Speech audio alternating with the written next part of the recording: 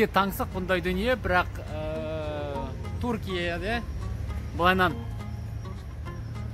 апельсиндер өсіп тұрады. Оны алып жей беруге болады, бірақ мен тек жуайын деп тұрмын, себебі біраз кірлеу екен. Бұрын соңды Түркияда болмасаңыздар, міндетті түрде келіңіздер, көріңіздер, саяхаттаңыздар.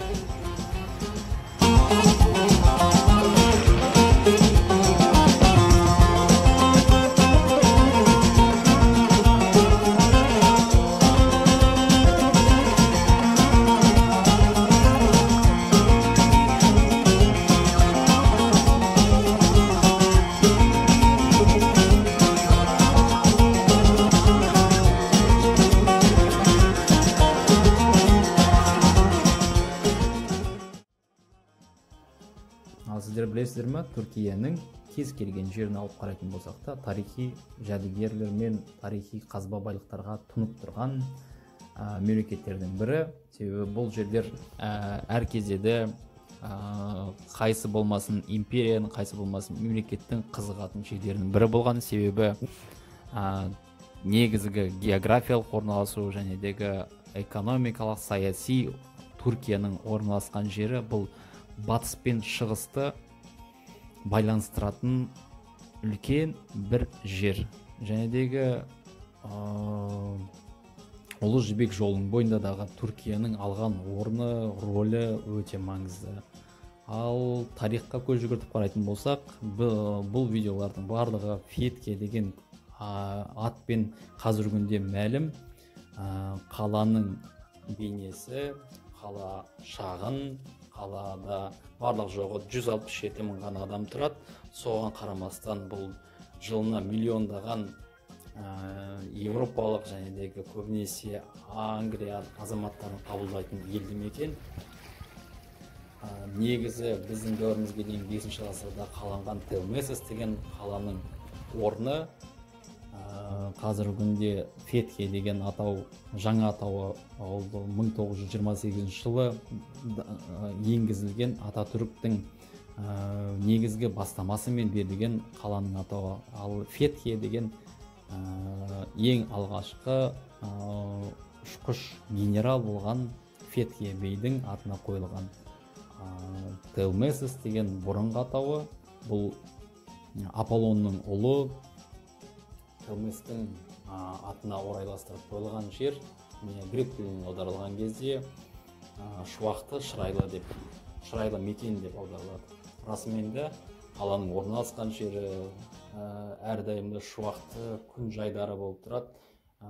Ойлап қарасаңыздар, бір жылдың ішінде 300 күнінде күн шығып тұрады. Бұл деген өте тамаша және керемет.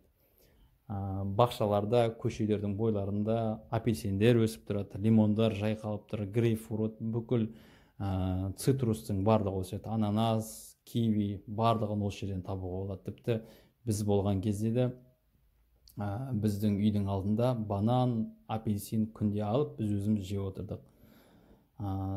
Табиғаты әсем, бай, құнарлы жерлер болғаннан соң, бұл жерлерге сол 5-ші дәуірімізде Ликия, одан кейін берірек Византия, одан кейін Рим империясы, гректер, араб халифаты осы жерлердің барына қызыққан. Бірақ өздеріңіз білетіндей, тарихтан Осман империясы осы жерлердің барлығын басып алды.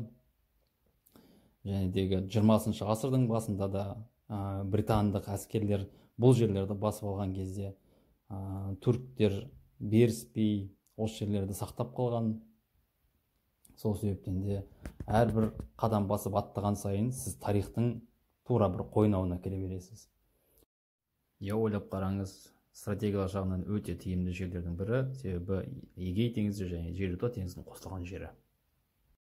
Түркияда 2020 жылдың сәуір айынан бастап мынандай төлем карталарымен жасайтындай контур орнатылған.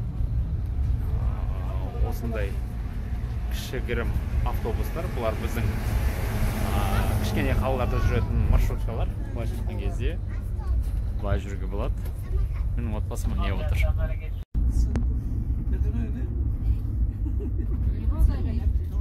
Түркия елінде балаларға өте бір тәтті қарайды. Кез келген баланы құшақтап, кез келген баланы сүйіп еркелете береді. Біздің жақта ойбай көз тиеді, сөз тиеді дейміз ғой, Құдай сақтасын деп. Ал мына жақтарда керісінше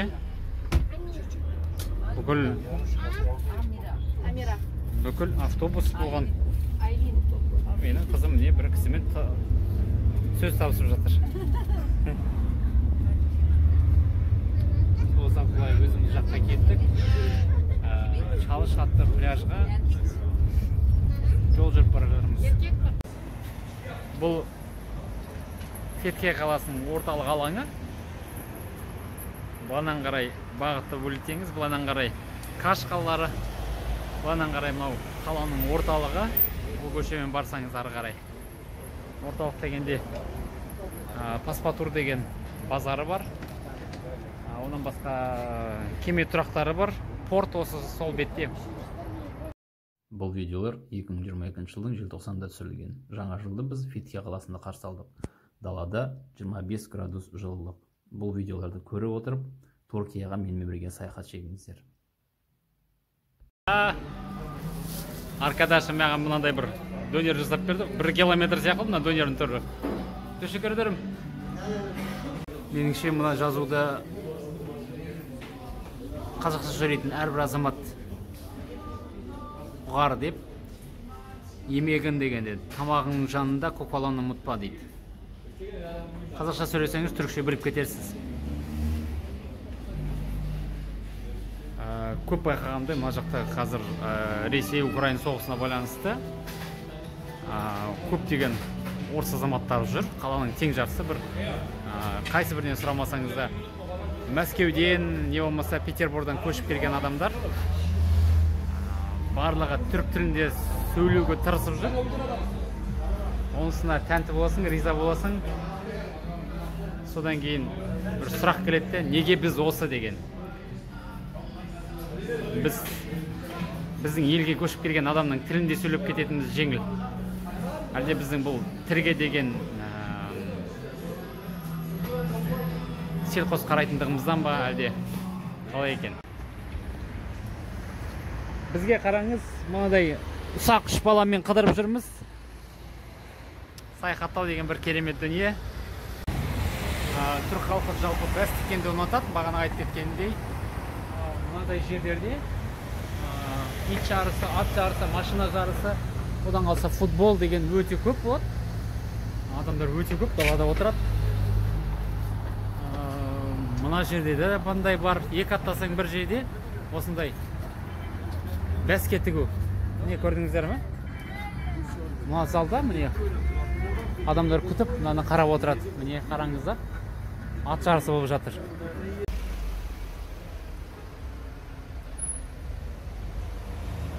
Раста деген сауда үйі бар екен. Үлкен емес, шағын, екі қабатты. Мына жақта да Вайкеки деген магазиндер өте көп. Себебі бұл Түркияның оригинал дүкендерінің бірі, атақты брендтердің бірі. Бұдан басқа Алтын Юлдыз деген бар. Бұл Алтын Юлдыз көбінесе костюм, шалбар, сондай киімдер болатын болса, мұнда casual дейді, күнделікті киетін киімдер. Бұның ішіне кіріп көрейік. Мұндайлар көйлектер бар. Бізде мына сияқты көптеген модельдер келмейді. Себебі вкусқа байланысты болу керек. Вкус деген дүние, ол талай дүние шешеді. Сол себептен де қазір барып көрейік.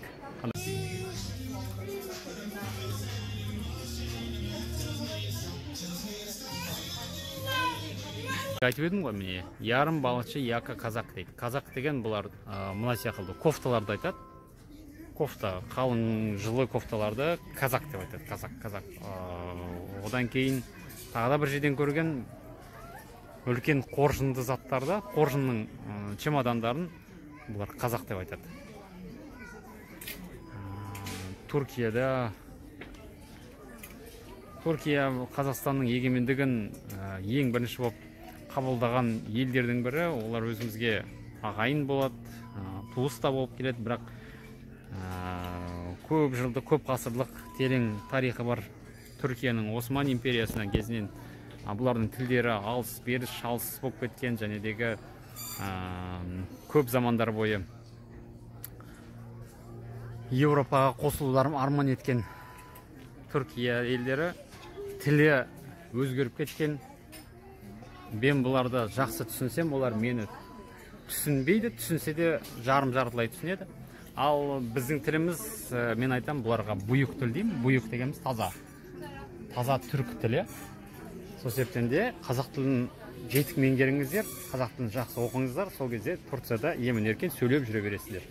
Сіз Түркиядан бір зат алатын болсаңыз, онда Made in Түркия, Түркияда жасалған дегеннен басқа ешқандай да жазу таппайсыз. Себебі Индиядан, Бангладештен бұлар киімдерін кіргізбейді. Кіргізсе де бұл басқа брендтер болуы мүмкін, тек қана өздерінің брендтері емес. Өздерінің брендтерінде өздерінің киімдерін сатады, өздерінің заттарын сатады. Бұл жағынан түрк ағайындардан тек қана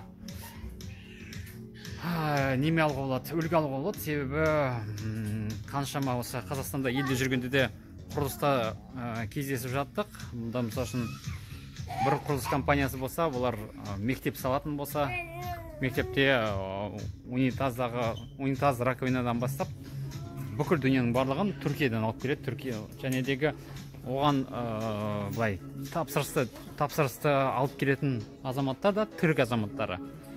Сол себептен де бұны үйрену керек. Ал біз бірімізге жиреніп, бірімізге керісінше қазақтармен сауда жасаспау деп сондай бір жаман бір ойлар бар ғой. Ондай ойдан арылу керекпіз, ондай ойдан тазару керекпіз. Себебі Қазақстанның болашағы қазақтарда ғана. Немесе жаны қазақ адамдарда. Себебі бір-біріңізге мейіріммен қарамасаңыз, бұл экономикалық жағдайларда өмір сүру өте қиын.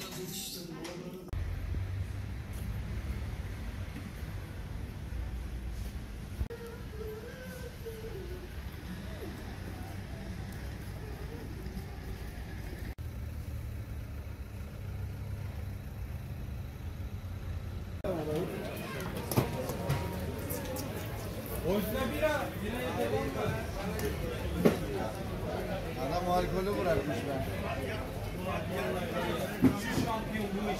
Қазір мына біз базардан 4 дана балық алып, жақын арадағы ресторанның бірінен жеп алайық деп отырмыз. 5.